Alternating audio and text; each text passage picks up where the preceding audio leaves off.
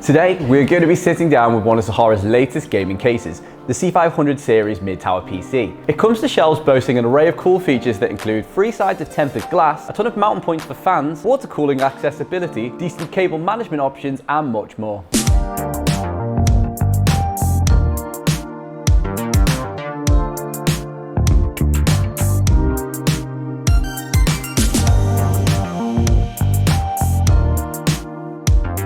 Hello and welcome back to WePC. Remember, if you enjoy the video, to subscribe and leave a like down below. We're here to see whether or not the SAHARA C500 stacks up against some of the competitively priced alternatives.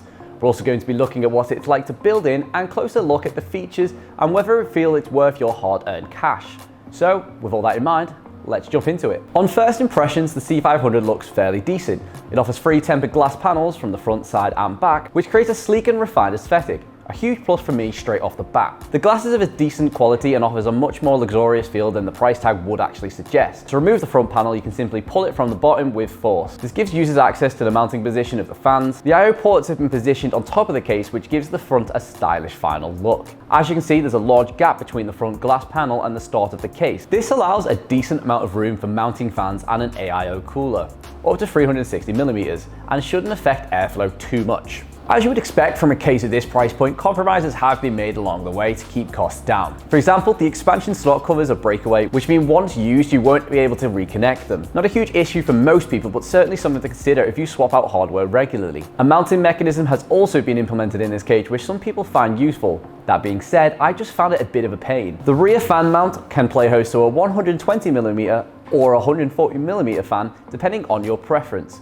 Great for a case of this price point. The side panel is held in place via 2 thumb screws, which, if truth be told, felt a little cheap. Let's just say they require a decent amount of force to unscrew. To gain access to the inside of the case, users must use a pop slider. The SAHARA is equipped to the rear of the case. Something I actually liked as far as mini features go. Once the screws are removed, simply use the slider to pop the tempered glass side panel off. It felt fairly uneasy in its housing once the panel had been removed, which kind of sets the scene for some of the build quality this case comes equipped with. The top of the case is fairly uncharacteristic. You do have the option to mount a radiator up to 280mm, or 2 140mm fans, or even 2 120mm fans. Cleverly, SAHARA has positioned the radiator mounting point in such a way that it won't interfere in the motherboard's VRMs, your RAM kit, or the CPU cooler. Well played, SAHARA. Well played. The mounting point has a magnetized dust filter that sits on top as well. The I/O panel is located near the front and offers a USB 3.0, USB 2.0, 3.5mm headphone jack, microphone port, reset, power, and an LED button for RGB. So quite a lot of features. The buttons all feel pretty solid when compared against cases of a similar price point, and offer ease of use for the most part. The LED and reset buttons are on the small side, but nothing too ridiculous that I would consider them a con. One of the first things I noticed about the interior of the C500 was the accessibility for cooling and cable management. The guys at SAHARA seem to have resolved some of the issues raised in their other budget offerings, which is extremely encouraging right off the bat. The chassis seemed well built, making use of steel for the most part. It can accommodate ATX, micro ATX and mini ITX motherboards, with ATX and micro ATX being best suited. As for interior cooling, users will be able to mount 2 120mm fans on the PSU shroud. Great if you're looking to achieve the highest levels of airflow. Furthermore, the interior has been well thought out for the ease of building, with a ton of cable cutouts available. Having said that, SAHARA hasn't equipped this case with any grommets, but that's to be expected with a case of this budget. The back of the interior has also been well thought out to make the build process a bunch easier. The cables for the I/O ports have all been finished in black and are long enough to allow users to choose between several cutouts depending on your preference. Having said that, the HD audio cable only just reaches the slot on the motherboard, but can be cable management with a touch of force. The PSU housing is wide open and has up to 170mm of clearance. Underneath the shroud, we find a 3.5-inch hard drive mount with the option to install a second on top of it. An SSD caddy is also located on the rear of the case as well. Having said that, when fully installed, the SSD is extremely close to the tempered glass panel, which could be problematic for some users. When you consider the price of this case, you'd probably think it'd be lacking in features. However, that isn't necessarily the case. Mind the pun.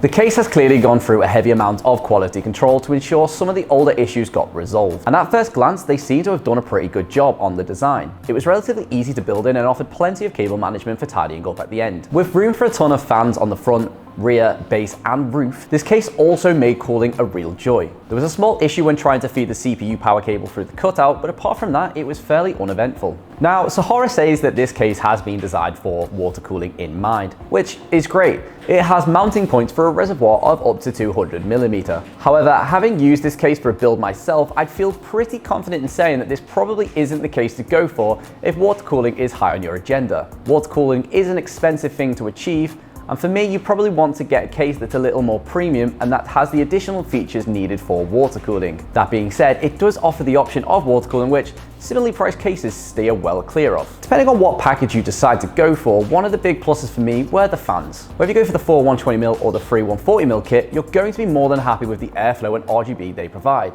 You can really ramp up the airflow of these fans, especially on the 140mm kit, to bring internal temps down. Be aware though, they can be quite noisy on max capacity. From an RGB standpoint, both kits offer the same levels of RGB, which looks pretty damn good. You'll have a bunch of options to choose from, which can be controlled with the RGB controller or the LED button on the I/O panel. There are two ways in which you can judge this case: its aesthetic appeal and its build quality. Unfortunately, the C500 doesn't quite tick both boxes on this occasion, but let's start with the pros. For me personally, Sahara has given this case a really nice design. The tempered glass gives the case a more luxurious feel than what you would normally expect from a case of this price point. Secondly, the fans also look superb and have a ton of RGB customization to choose from. They work extremely well with the tempered glass and actually produce a decent amount of airflow, even if they are a little on the loud side. As for the cons, the case does feel a little cheap in areas. For example, the holes used to screw the panels in place don't really line up properly, which is a huge gripe for me. Some of the internal features feel a little tacky too, especially the rear pop mechanism and mounting guard. The cutouts inside have been well thought out if truth be told, however some of them were much tighter than I'd like and were a real pain to access, with some of them being completely out of bounds with the fans installed. The glass back panel is extremely close to the cables when screwed into place, which meant cable management was a little trickier as well. However, with all of that in mind, I actually thought this case was pretty good value for money. It offers a great design, probably one of the best in its price range, and some of the features inside were very well done. However, considering some of the poor build quality that the case displayed, it might not be everyone's go-to choice. If you enjoyed the video, don't forget to give us a like, subscribe, and hit the notification bell so that you never miss any future uploads. A link to this case will be in the description down below if you want to go check it out, as well as a link to the review article on our website at WePC.com. We hope you enjoyed the video, and we'll see you in the next one.